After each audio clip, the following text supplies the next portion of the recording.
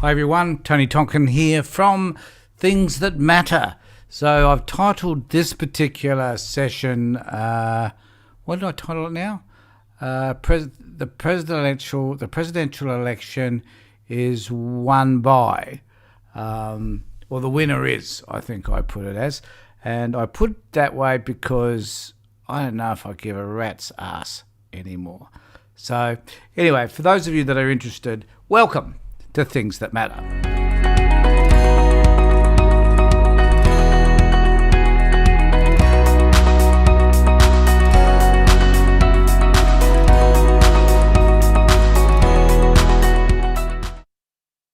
So, even though that was a bit messy, I think, that intro, but we'll improve upon that. And I hope that this is done on a Sunday afternoon, and the weather here in Adelaide is absolutely fabulous. No reason to complain about the weather because it is beautiful. We're virtually COVID-free, except I did notice today that there were four cases in South Australia. Three of them were from overseas travellers, and one of them was locally acquired. Don't know how that one person got theirs locally acquired. I don't think anybody else does right at the moment. However, it's an issue that's being worked on.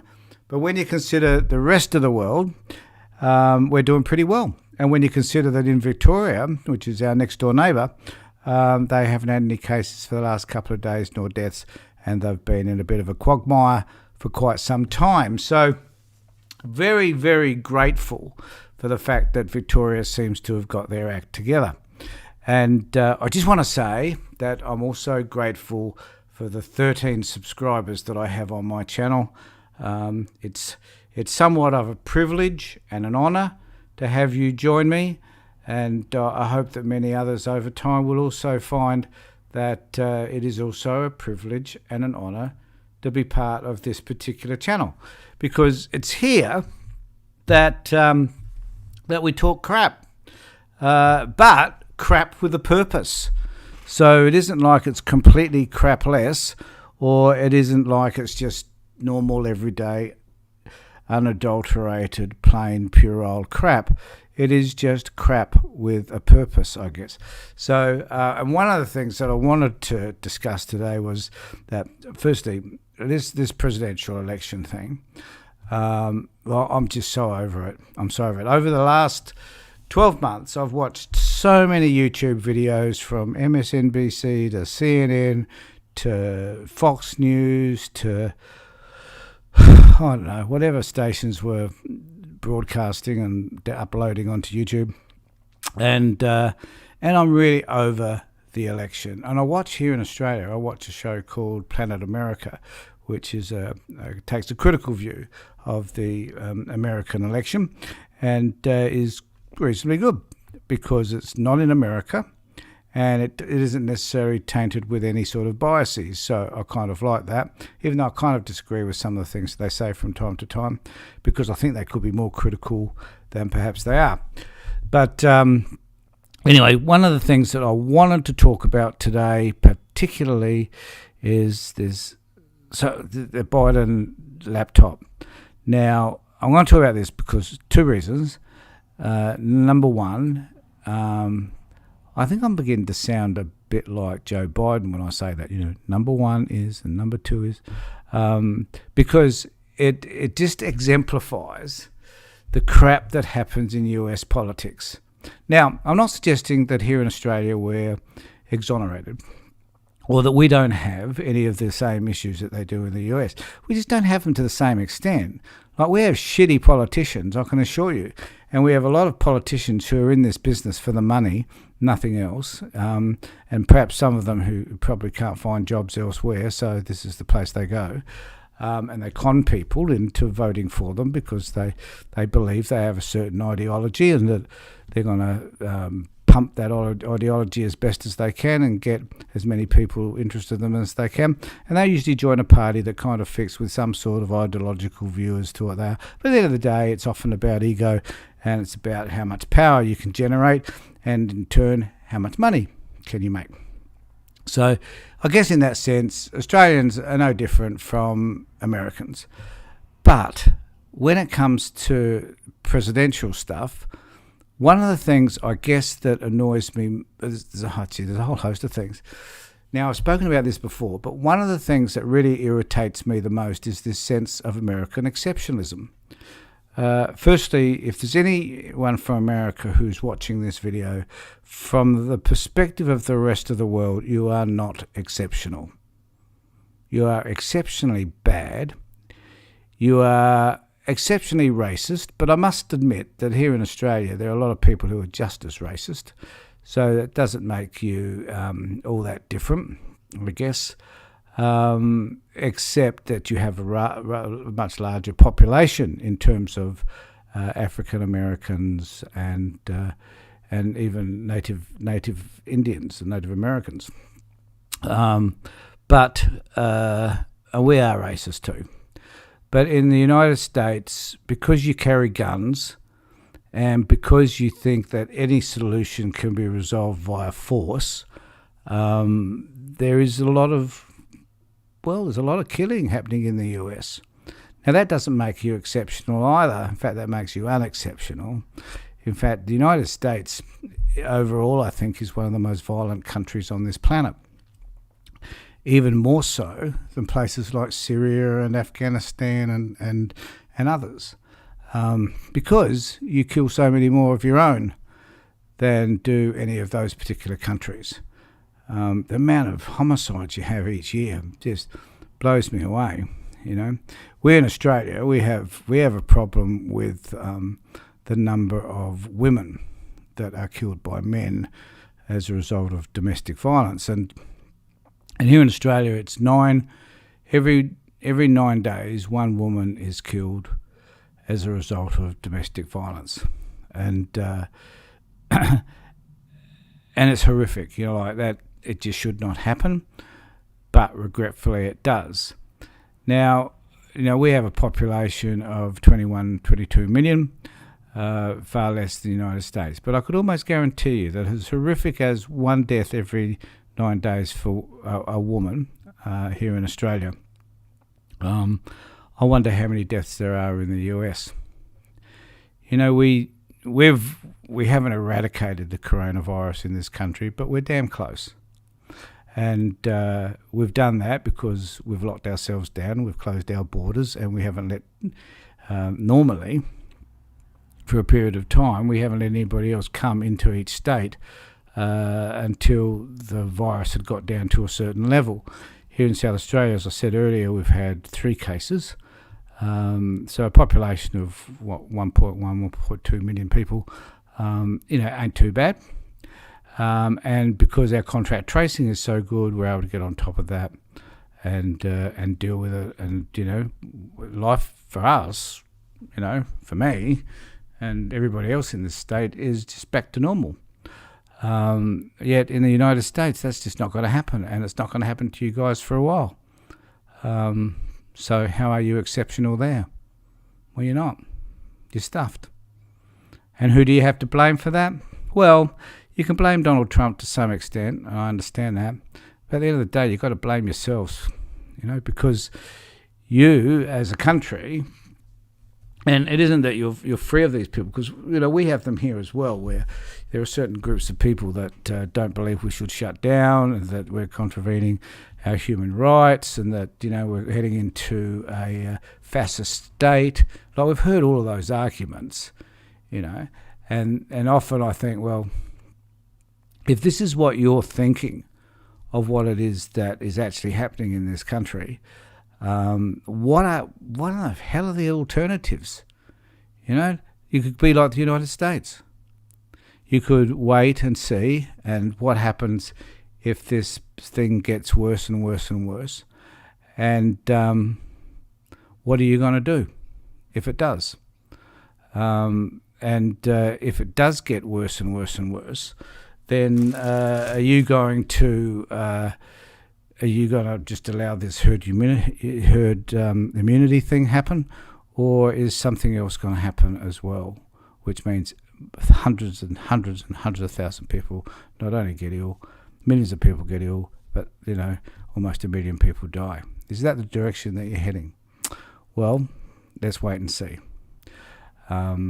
So in order to discuss this further, though, and the reason why I was just going to make this live feed today, and I just realised I didn't have my audio set up appropriately for this either, so bear with me as we run through this, because I'll have to try to turn my mic off every time I run a video, because I need to hear it and I haven't got my headset on. Or, no, I haven't. Okay, so what I've got to do is having a look at this thing around the laptop. Now, the reason why I'm discussing this with you today, Biden's laptop, is not that I don't give a rat's ass about Biden's laptop, but how a story is blown out of proportion with no evidence to support it. Now, I talked about this last week, I think, and I showed a bit of a devised email that I developed on Word, which looks very similar to the email that was presented as the one that was supposed to be sent by associate of Biden. So just to demonstrate, there's no definitive proof whatsoever. But just to make it even worse, this is what I'm about to play you is in fact I'm just going to change this a little bit so that I can hear what it is. This is the video that that I think is really interesting. So this is my mate, my buddy, my friend, none other than Alan Jones, who's going to talk to us about, and he's going to introduce Miranda Devine, who's just this crazy woman, and then going to talk about the laptop. And then I have a following video, which is by David Pakman, which actually I think is even more fascinating. So I'll just leave you for a moment with my friend Alan. I watched a few moments of Donald Trump's performance yesterday at the rally in Nevada. I tell you what, his energy is unmatched when it comes down to him or Joe Biden. But what his rallies show is that Trump is absolutely correct when he says that he's done more for America in 47 months than what Biden has done in 47 years. And in an age where people fear that the rules are set by an elite from which they are excluded, Donald Trump is the public's champion. One other thing I learned from watching is this trivial pursuit question: how many miles of Trump's border wall per day is being built? 10 miles. Can you believe?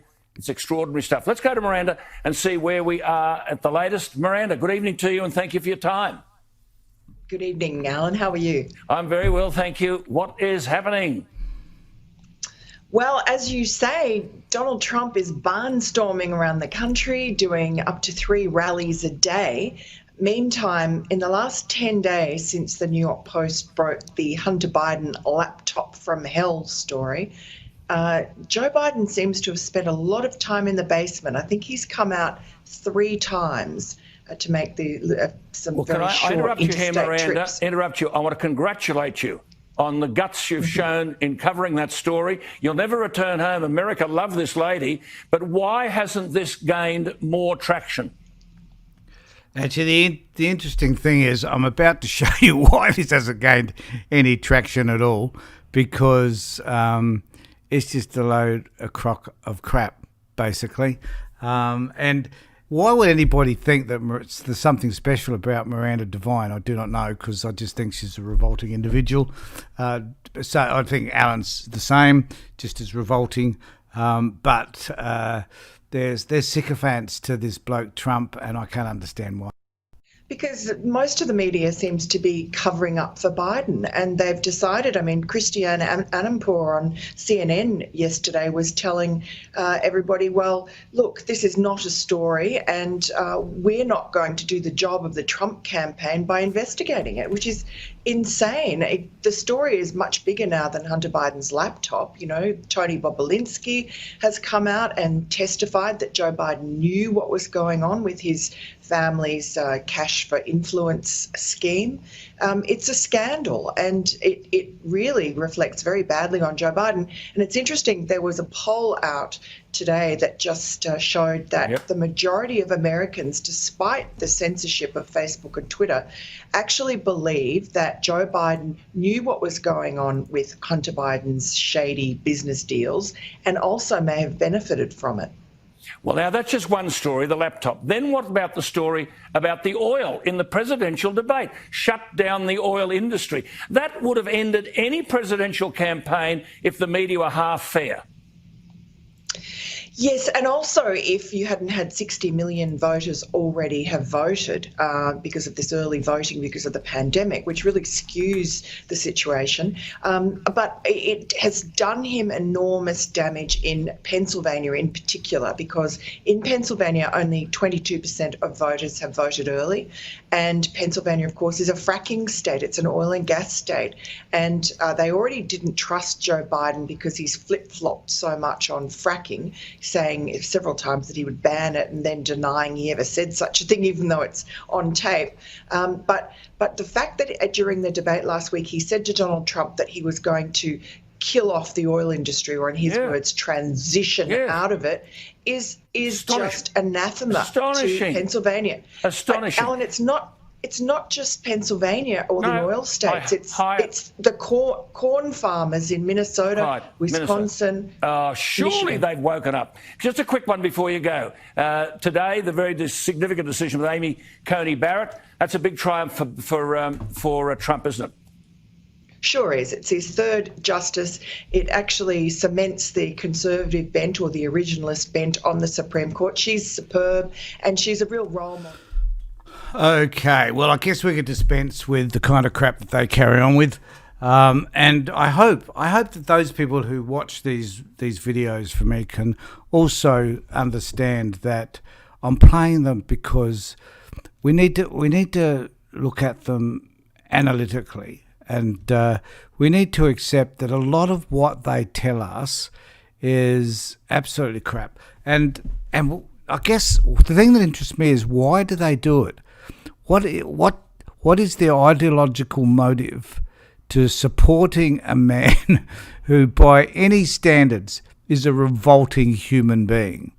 You know, it's just beyond me as to why we would do that. And it's kind of Stalinistic in a way, like, because, you know, we're sold something. You know, with Trump, we were sold, or the American people, I should say, and clearly some Australians, because these are Australians that are talking about this, because they're sold on this idea that for some reason he's going to change the political structure, because he's just going to rip it apart, you know. But even the most reasonable individual can see that his version of ripping it apart is about ripping it apart but replacing it with his own sycophants. So replacing it with people who are going to bow down to him as if he's a god. And I think it's horrific that that people such as Alan Jones, Miranda Devine, and these other guys, these other sycophants from Sky News, should be sucked into whatever it is that Trump is doing. That is clearly amoral. And so I guess one has to question their own moral standings around all of this if they support somebody who represents the lack of principles and values that this man does. But interestingly enough, we have another view of all of this, which I think is hilarious. And this is from David Pakman. Now, I often watching David Pakman's videos on YouTube because David gives us a reasonable view, I think, as to what's happening in the left and the right. And he's definitely progressive, so there's no disputing that. But I think this take on Tucker Carlson and what happened with regard to these the documentation that was supposed to validate all this information. And I might play the whole lot of this in case you don't get a chance to go to David Pakman's site and just hear what he has to say. Conspiracy theory. Tucker Carlson, Fox News host and propagandist, now claims that he had obtained the absolutely final, devastating smoking gun documents that would completely nail and destroy Hunter Biden and by extension Joe Biden. But the documents were lost in the mail. Can you believe that? Check out Tucker Carlson explaining this. Then I'll catch you up on the details of everything that's going on here. There's always a lot going on that we don't have time to get to on the air, but there's something specific going on behind the scenes right now that we did feel we should tell you about. So on Monday of this week, we received from a source a collection of confidential documents related to the Biden family. We believe those documents are authentic, they're real, and they're damning. At the time we received them, my executive producer, Justin Wells, and I were in Los Angeles preparing to interview Tony Bobolinsky about the Biden's business dealings in China, Ukraine, and other countries. So we texted a producer in New York and we asked him to send those documents to us in LA, and he did that. So Monday afternoon of this week, he shipped those documents overnight to California with a large national carrier, a brand name company that we've used, you've used countless times with never a single problem. But the Biden documents never arrived in Los Angeles. Tuesday morning, we received word from the shipping company that our package had been opened and the contents were missing. The documents had disappeared. Now, to its credit, the company took this very seriously and immediately began a search. They traced the envelope from the moment... I just must say that which one of us, who of us at this particular point is going to believe anything that Tucker Carlson has said? And I know David explains this later on, but I just want to reiterate that this man that Tucker Carlson is a joke. He's not a journalist, and he is a propagandist for the right, and particularly for Donald Trump. But, you know, I want to even know why you would go on air and talk about the fact that you've lost something which you were going to use that was going to incriminate one of your rivals. Why would you even do that? This is the most ridiculous thing I've ever heard. Producers dropped it off in Manhattan on Monday, all the way to 3:44 a.m. yesterday morning. That's when an employee at a sorting facility in another state noticed that our package was open and empty. Apparently it had been opened. So the company's security team interviewed every one of its employees who touched the envelope we sent. They searched the plane and the trucks that carried it. They went through the office in New York where our producer dropped that package off. They combed the entire cavernous sorting facility. They used pictures of what we had sent so that searchers would know what to look for. They went far and beyond, but they found nothing. Those documents have vanished. As of tonight, the company has no idea and no working theory even about what happened to this trove of materials, documents that are directly relevant to the presidential campaign just 6 days from now. We spoke to executives at that company a few hours ago. They seemed baffled and deeply bothered by this, and so are we. There is just so much here, and this is actually fascinating because the disappearance of the supposed documents that are supposedly damning has become part of the conspiracy. When he says a carrier, you know, it could be USPS. More likely he means FedEx or UPS. My guess is if this had been USPS, he would be very clear that it was the Postal Service. So I assume this was UPS or Federal Express. The idea is the fact that the documents were lost is part of the conspiracy to suppress the information, but understand that every aspect of this is completely indefeasible. Here's a conspiracy theory. Well, here are counterpoints. For example, as were presented on Fox News a day ago to Rudy Giuliani when interviewed on Fox Business. Here's a counterpoint to what you're saying, Rudy. Your questions are part of the conspiracy to suppress the story we are telling. Well, there's really, you can't really prove that that's not the case, but there's no evidence for it. We had documents, and So the issue for me is, why do they do this? They want this story around this laptop. They're so desperate for it to be a reality because there are the closing days towards the election. They need an October surprise. The only October surprise that they have happens to be the virus, so and the number of deaths. So what's their purpose at this particular point in time? Now, this is what disappoints me about politics in particular. Instead of just having an honest debate and a frank debate about policies and what it is that one side is doing or not doing, why is it that we have to attack the person in the way that they do? I find this aspect of politics revolting. Yet, in the United States, that is the ball game. to always find something in the other person that you could use. I think I was extremely disappointed at the attacks made by some most bizarre people, QAnon including them, on Michelle Obama. And, some of them were just so bizarre about whether she was a woman or a male. Why you would go to such bizarre lengths to create, not even find anything, but it is quite obvious that Giuliani had created, or someone had created for him, the myth around this laptop, the emails on board, and the implication that it might have to Joe Biden, that they were so desperate to find something. So if you're a politician and you're working towards having ultimate power, such as a presidency or a prime ministership, and you don't have anything behind you, that no skeletons in the cupboard, you've run an exemplary life, whatever, a bit more like the Obamas, I guess, then, people are gonna make stuff up. They are.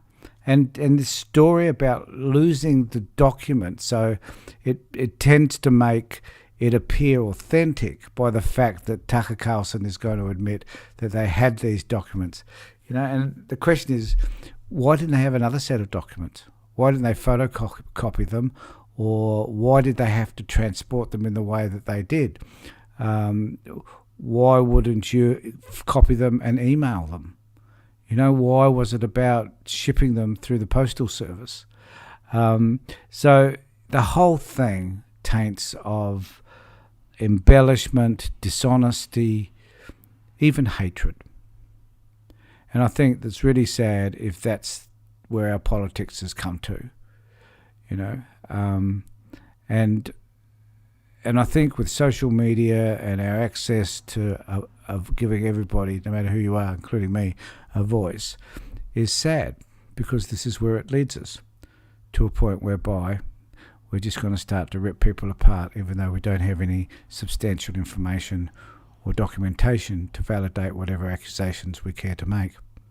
I think this is sad, and I think we need to think a little bit more careful about how we go about conducting ourselves, so that we can be exemplary in what it is that we say or do. And I'm glad that come Wednesday here in Australia and Tuesday in the US, we may be closer to finding an end to the nightmare that has been President Trump. So I just want to say thanks everybody for being with me, and I look forward to catching up with you whenever we meet again. And can I just ask everybody, if you wouldn't mind, just to subscribe, and remember also to ring the bell. Thanks everybody, it's been fabulous being with you, and I look forward to catching up with you next time. Take care.